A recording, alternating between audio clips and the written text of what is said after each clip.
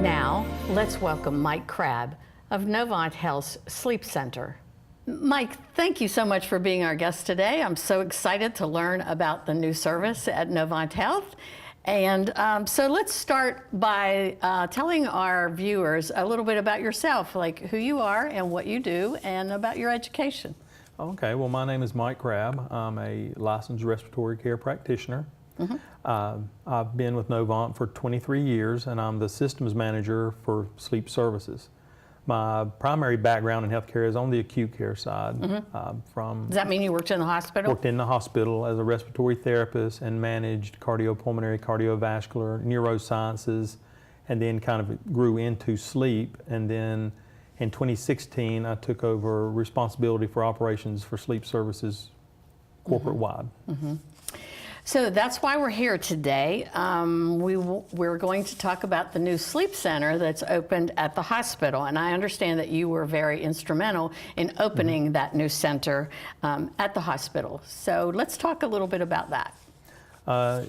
Yes, we did. Last night was actually our first night that we were able to see patients. Plans have been in the works for some time. Shelburne Stevens, the president there, has always had an interest in sleep, and it's just been logistics, getting things worked out. And as the environment has changed and the need has grown, we've decided to go ahead and move along with what we had. Now's the time, huh? And we implemented 2 beds there in the hospital. That's one of my questions. So it's right in the hospital? Yes, ma'am. It's on the 2nd floor. And what this does, being hospital-based, gives us the ability to handle a higher acuity patient. This gives us the ability now with payers and their requirements for in-lab studies for the patients that are coming in with comorbidities. I see. Congestive heart failure, unregulated or treated, but Not unstable, diabetes, hypertension, COPD, stages 3 and 4 COPD. We can offer those kind of services, as well as neurological disorders where patients may need requirements with lifts or other type of aid. We can provide all of that in a hospital environment to where in a standalone facility, you can't do that. And certainly as opposed to a home study. You couldn't provide. Oh, no. The home study would be, that patient would pretty much, that would not be the appropriate modality for them. So there are more than, it's just more than snoring. There are other conditions that would be treated or studied here in the hospital. Is that correct? We are a fully accredited, full spectrum sleep disorder center. Of course, the most common thing that we will see is obstructive sleep apnea, which is typically where you get the people snoring. A lot of our patients come in, you either fix him or he's staying on the couch forever kind of thing. That is by far the most common. That's in my house.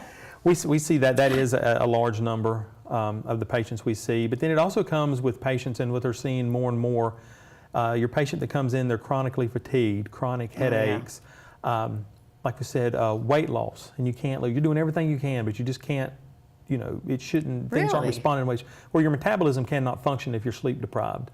In the presence of sleep apnea, whether it be central or obstructive, your metabolism can't regulate, your oxygen levels can't regulate, you're not resting. There's no restorative time at all. I see. So you're just tearing down, and your body goes into conservation mode. So you're going to store fat because your body's in a constant state of stress. Now, we can tolerate that for a long time. But as we get older, things start to catch up with us.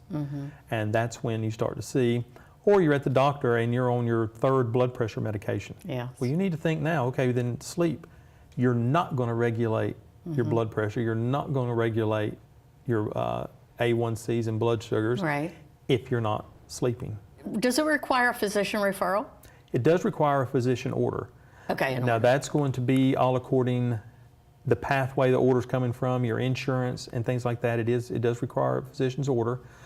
Some payers, this is where I would recommend everyone check with their own payer up front. It may require a referral from your primary care to the specialist. Or it may be, if it doesn't require that referral to the specialist, your primary care doctor can just order the study and have a specialist follow. Or if your primary care physician is comfortable, then Yeah. they can order the study and review the results So I themselves. guess you would talk to your primary care about your situation, whatever it might be, and then they could probably just refer you to for the sleep study. Talk to me a few minutes about the patient's experience during the sleep study. How does what happens? It's painless, Okay. no needles. You are hooked up to a lot of different electrodes. You're looking at full EEG, the impact that it's having with your brain as far as sleep itself. You're looking at limb movement like we just discussed, so you have things hooked up to the muscles, your arms and legs. We're looking at respiratory effort and your heart. All these things are impacted and tied together. So you have quite a bit of equipment hooked to you, but it's not, you're aware, it doesn't hurt, it's not uncomfortable. Yes. A lot of people say, well, I will never sleep. That's very, very uncommon. People, you will go to sleep.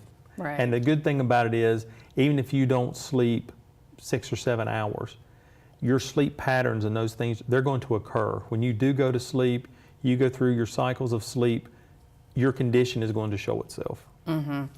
Well, I think that's really exciting, and I'm really glad to know that we now have this service here in Brunswick County. And we want to thank you for helping us get that service. So before we wrap up, is there anything else that you would like to add?